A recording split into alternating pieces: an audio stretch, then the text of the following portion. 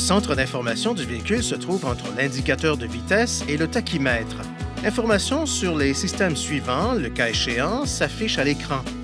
L'indicateur de rapport engagé de la boîte automatique, l'information sur la traction intégrale, le régulateur de vitesse et le régulateur de vitesse intelligent, le contrôle actif au volant, le système de détection de sortie de voie et le système de prévention de sortie de voie, le système d'avertissement sur l'angle mort, le système d'intervention sur l'angle mort et le dispositif de prévention des collisions en marche arrière.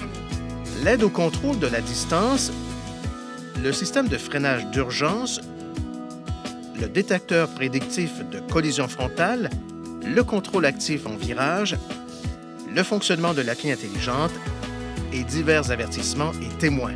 L'un des modes d'affichage de l'information du véhicule est l'ordinateur de bord. Appuyez sur ces boutons du côté droit du volant pour faire défiler les modes suivants le cas échéant.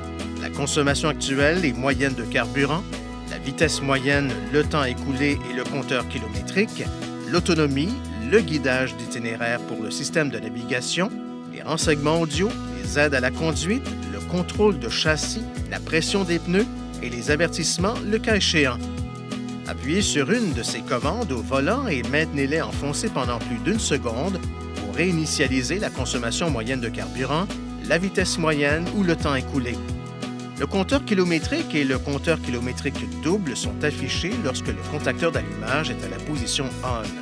Le compteur kilométrique enregistre la distance totale parcourue par le véhicule, tandis que les deux compteurs kilométriques enregistrent la distance de deux trajets individuels.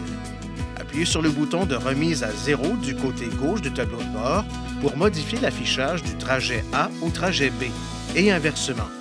Appuyez sur le bouton et maintenez-le enfoncé pendant plus d'une seconde pour réinitialiser le compteur kilométrique sélectionné.